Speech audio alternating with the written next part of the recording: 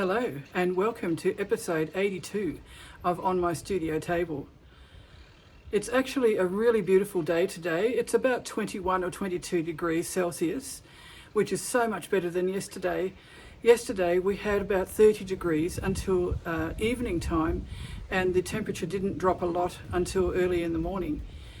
I don't cope well with hot weather like that, and I tend to wilt. And I just don't have the energy to do anything. So today is a lovely change. And that's why I thought I'd go outside and talk to you from out here, which is probably one of my favourite places to be. This is our back veranda, and we often have breakfast out here, as I've mentioned before. And if I need a break, I'll sit out here with a cuppa as well. And it's just so lovely looking at the trees and the hills and the beautiful surroundings here in northeast Tasmania. Of course, we're going to pull out the next word for week 2 of the Words 2026 project. I'm absolutely thrilled by the response, and I'll talk a bit more about that later on. It's so inspiring to see what everyone is doing. I'm also going to share an update on my coverlet because I've started stitching the backing on using quilting stitches. And with the Words 2026 project, I'm going to also talk about some ideas about what to do with your squares. Some of you are already sharing them online, and that's wonderful, and please keep doing that. I also will share about new ideas I have for wearable items using some, well, maybe we could call them failed, but maybe they're just new opportunities, garments and so on that I've eco-printed and I wasn't totally happy with. So we'll talk a bit about that as well, and I'll show you some things that I've done in the past using some of those techniques. So I hope you enjoy it. Thank you so much for joining me. Please don't forget to hit the like button if you enjoy what you see, and if you haven't subscribed, please do subscribe also.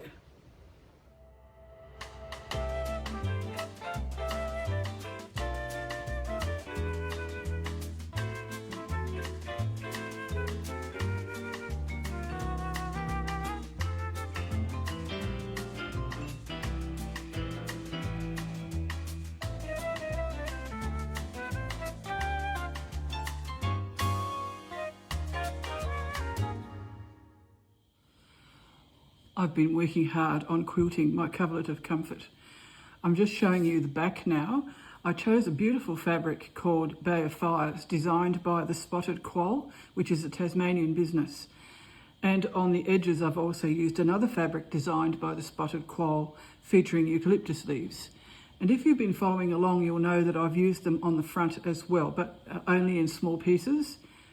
So it was a really fitting backing to put onto my coverlet.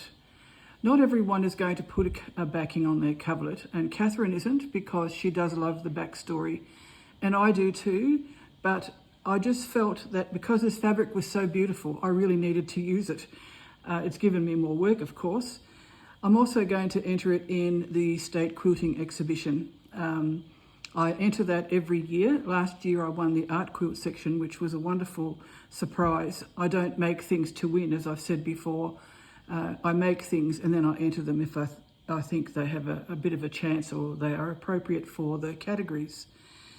So one of the tools that I use, if I do need to do straight lines, and I do like to work freeform and random, but sometimes you need to be more precise, I use masking tape. Masking tape can be used several times. So when I peel this off, I can use it again. This one I think is the 4th or 5th time that I've used it. This is a new piece, and because I turn the quilt around to stitch it from the middle, I start here and then go that way, and then I'll turn it around and go this way. And instead of using quilting thread, I've been using this.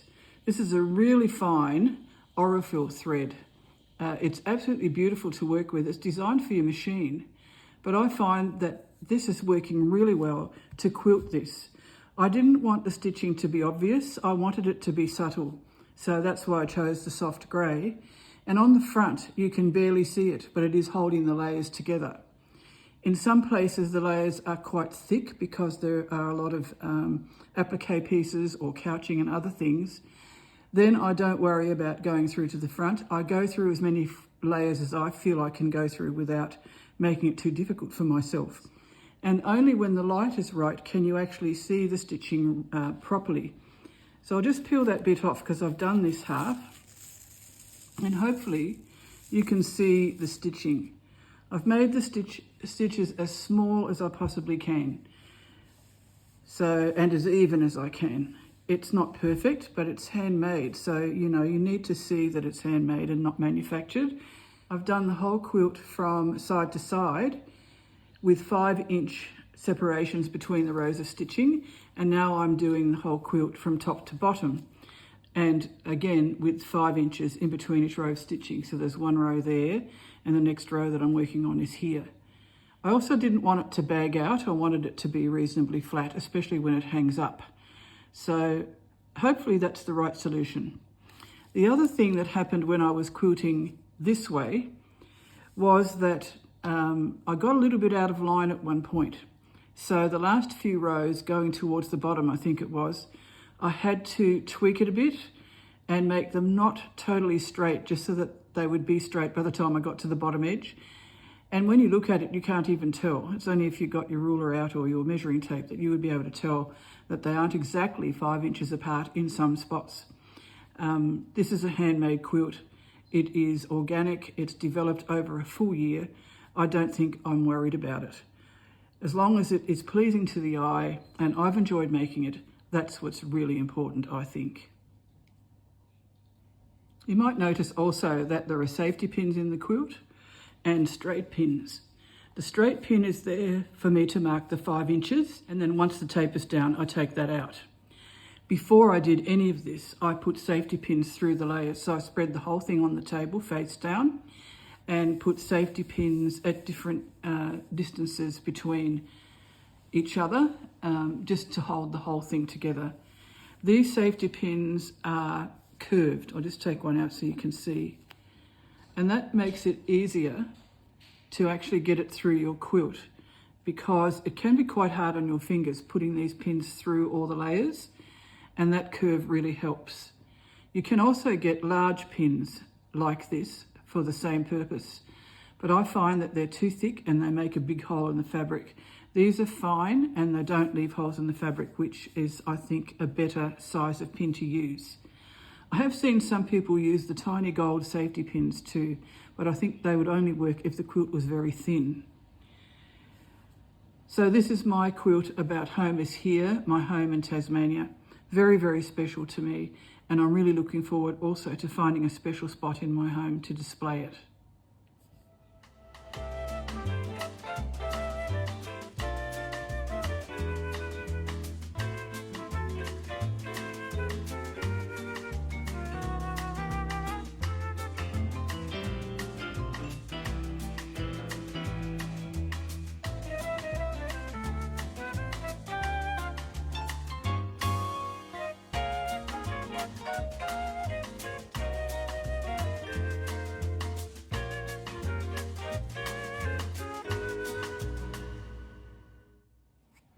I have been blown away by the participation and ideas about the Words 2026 project.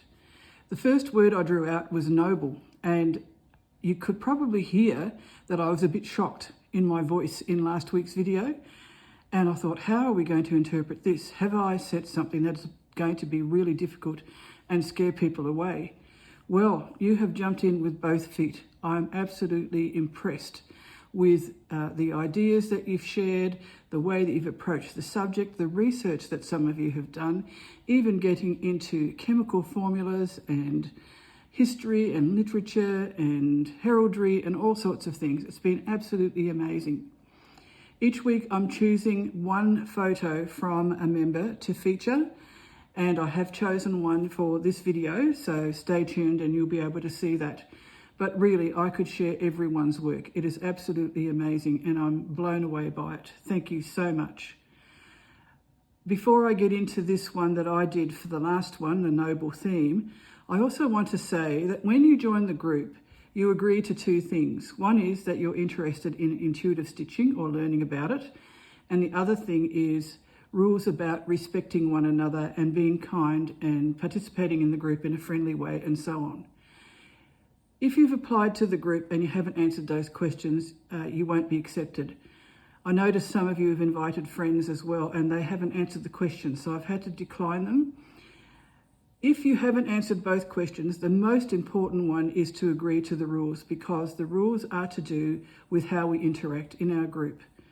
I administer a couple of other groups as well, and in one group in particular, I had to actually ban members because of being unkind and disrespectful to each other, and I'm just not going to have that. So I don't apologise for that at all.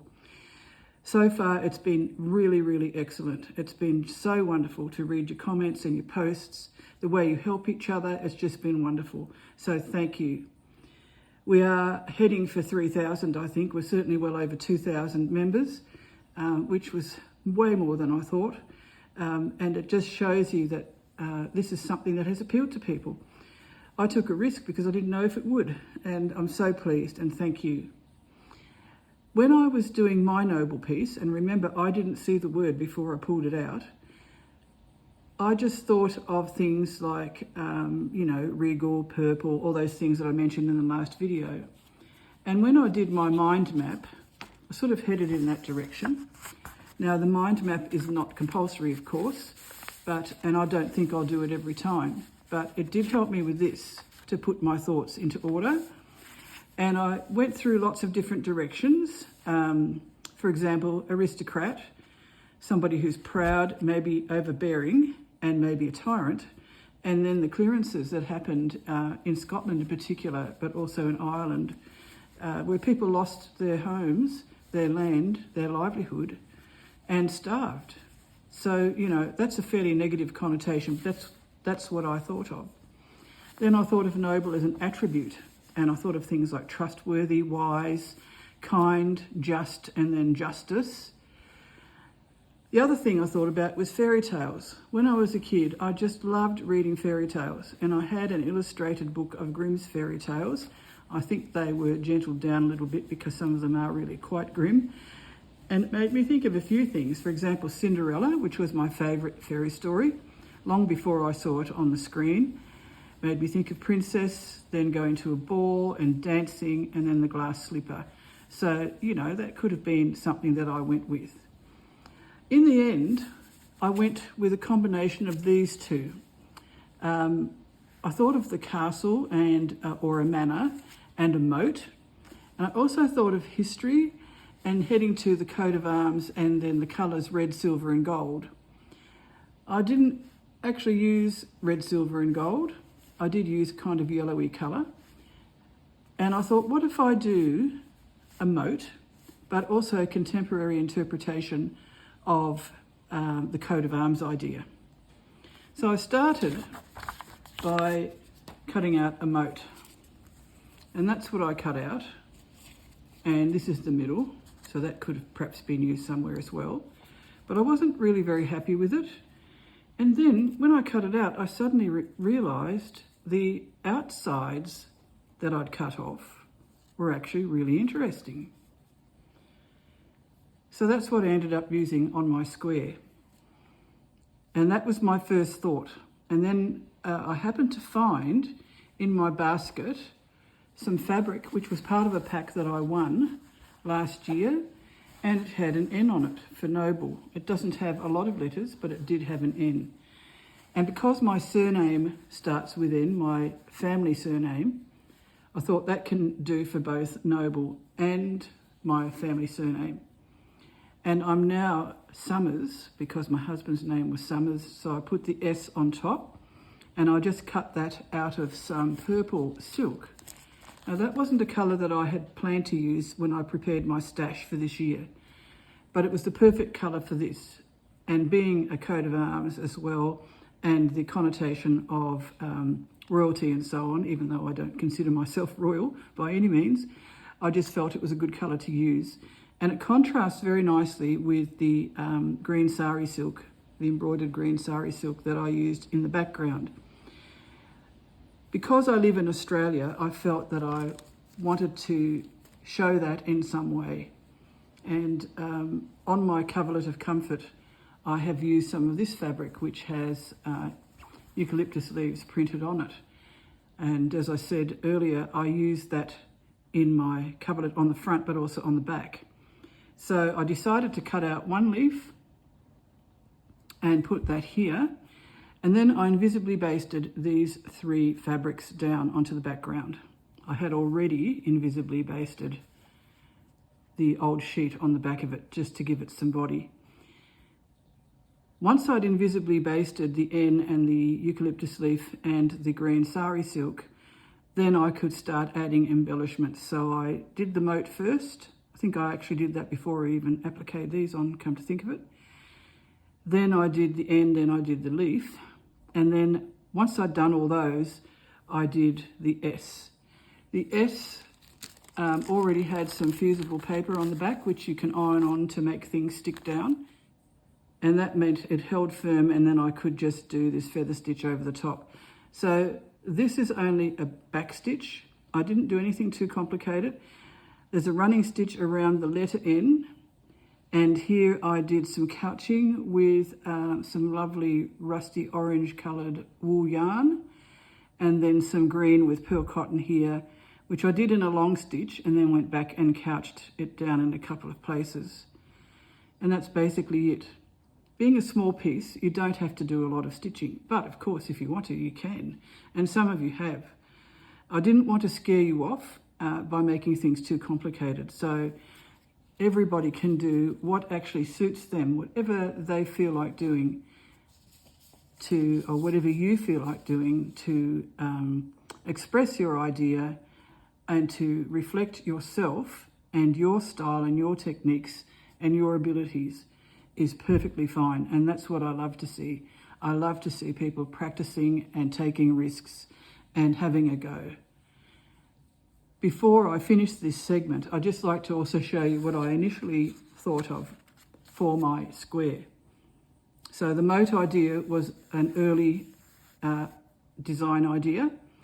And then I thought about the castle, and then I thought, well, maybe I could just do a tower or a keep and a moat drawbridge.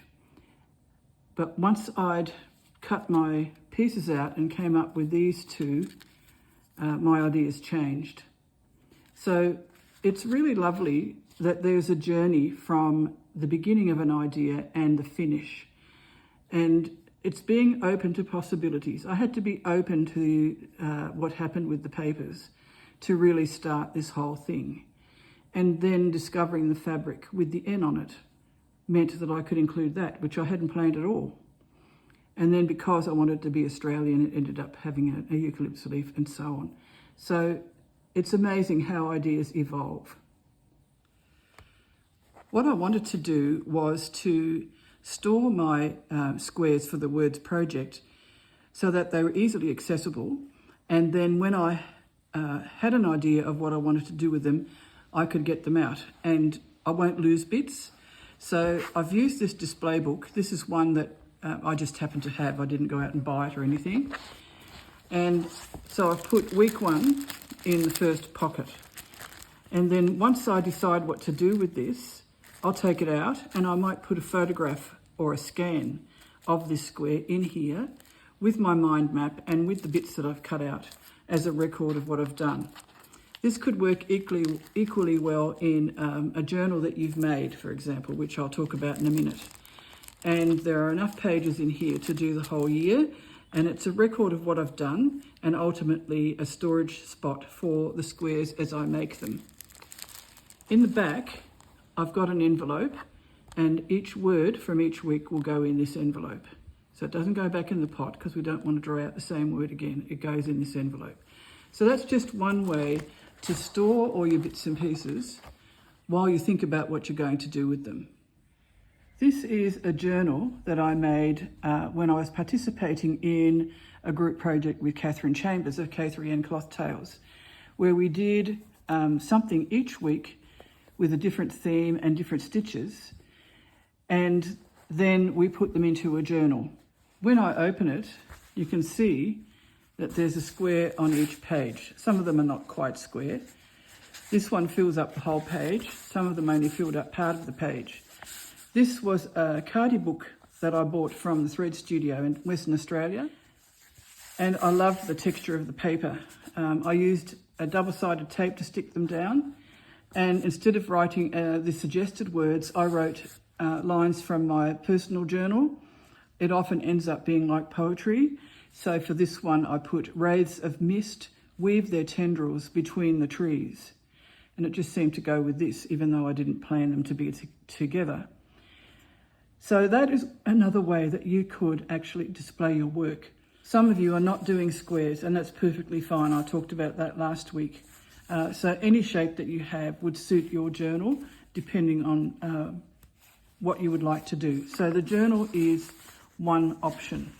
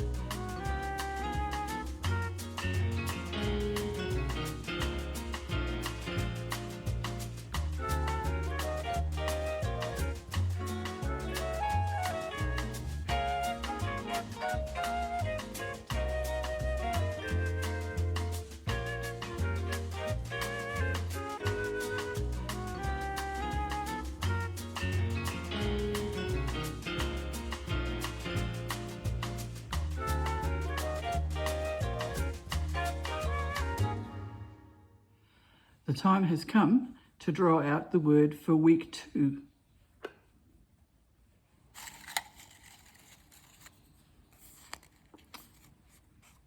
There we go. This one is round. Now, round can mean a lot of things, and it can remind you of a lot of things. It can be actual objects that are round, or you could just use the round shape as a design tool in an abstract way. You can trace around things in your kitchen. You can use a compass. You can use a template. If you want to, you can paint on your fabric. Whatever you think. And I will be very, very interested to see what you come up with. My brain is spinning already, and I'm sure yours might be too. So our first week was probably a little bit challenging in some ways, but you did such a great job. I'm sure you will do a wonderful job with this word as well. If you get stuck, last week I showed you how to use a dictionary and a thesaurus to help you find ways to think in a lateral direction about the word that's chosen.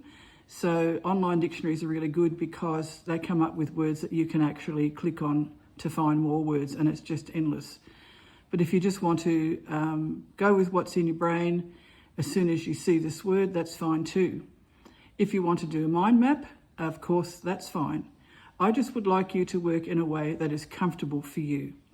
So here's to the word round, and we'll see what happens during this next week. Don't forget to share. We've had some problems with the albums, so I'm not going to worry too much about the album, but if you can find the albums for each week, please do put your photos in them. I did find one photo in the wrong album, so I've moved it into the right album. Otherwise, you can put it in the group page or in the thread that I put up to put in the comments.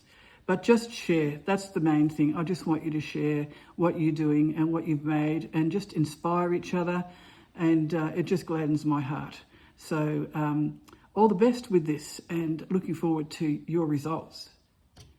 I know that the Words 2026 year-long project is already challenging, but if you're up for a little bit of an extra challenge, here's an idea for you. I decided I might work ahead a little bit and prepare a couple of my squares in advance. So this one is a piece of eco-printed fabric with some of this old sheet invisibly basted behind it.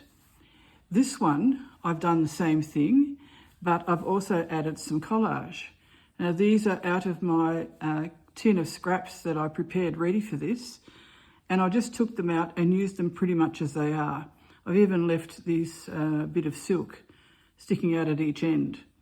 I have no idea what the word is going to be that I'll use on this, but I just thought I love working with backgrounds. I love layering the fabrics and sometimes paper, and also sometimes found objects, which we'll talk about in the future also. So whatever I do, I could do on the top of this as a background. It's a bit like the blank page problem when you're doing some writing or drawing. The blank page, the clean white page, can be quite confronting, and when you make a mark on it, you're committed. This way, you've already got a background. It's not just plain, it's already got something to work with. So it might inspire you for the next step, whatever word it is that I decide to do here. If I decided to go with round, then I could just do circles and just stitch circles or applique circles on there. Very easy. If I wanted to do it on this fabric, then, you know, maybe I can add some applique, I can add some found objects, I can add some stitching, I can add some words, whatever inspires me at the time that I'm using this. So if you want to just do this extra little bit of a challenge, maybe you could prepare some ahead with a little bit of simple applique on it, just invisibly basted. You might be able to see that, to hold them in place so the pins won't get in my way when I add whatever comes next. So that's just another idea for you as we go forward. I made this scroll over a few months last year, and I've stored it in this box ready to enter in an exhibition sometime this year. But the reason I'm showing you is that this is also to illustrate the fact that a collaged background can really provide an inspiration for further work. So if I open it up, I know this is not square, but it's just the idea that I'm sharing with you. The first thing I did on this scroll was to place pieces of fabric over it in a collage style. And I stitched that down with invisible baste. I didn't outline them or anything. I just wanted to have a background which would complement whatever it was that I was going to put on top. I used subtle colours in this, but they're all different shapes, and most of them are scraps that I've kept the same shape as they originally were. Then after that, I started laying down strips and adding found objects such as this bottle cap and this lingerie buckle, probably from a slip strap, I think, insides of pegs, and also stitching. So I did cross stitch on the couched fabric or the strip of fabric. I did a lot of running stitch. So as I said, you don't have to do fancy stitches to make it look really good. And then I added a few other things like feather stitch and a circular blanket stitch. But I kept the colours quite limited, and I kept the stitches that I used quite limited. And that way, it ended up being a really cohesive thing. So if you imagine this as a square and you've collaged it already, it's really interesting how you can layer other things on top, and that could become another word in the Words 2026 project. So just another way of working that you might like to try. And of course, the other thing about a scroll is that you could actually decide that that's what you wanted to do with your squares. So you could make your squares separately and stitch them onto the scroll later, or you could use this as your background and just do your theme each week as you go along in the scroll, or randomly all over the scroll, and then fill in the gaps later with whatever. So there's a few ways to work on this. We don't have to be the same, and I really don't want you to be the same as each other. I want you to be your own unique self.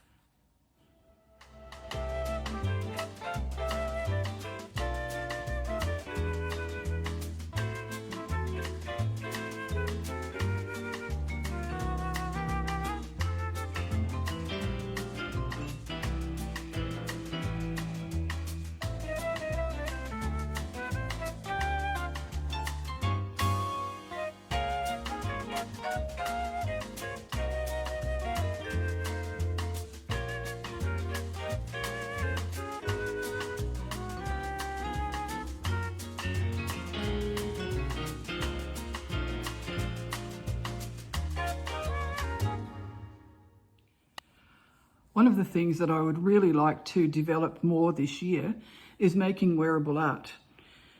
As you know, I eco-print on a lot of fabrics and also upcycle clothing with eco-printing and quite often stitching. What I thought I would do now is to go through some of the things that I didn't feel were terribly successful but have interesting features on them and turn them into something else.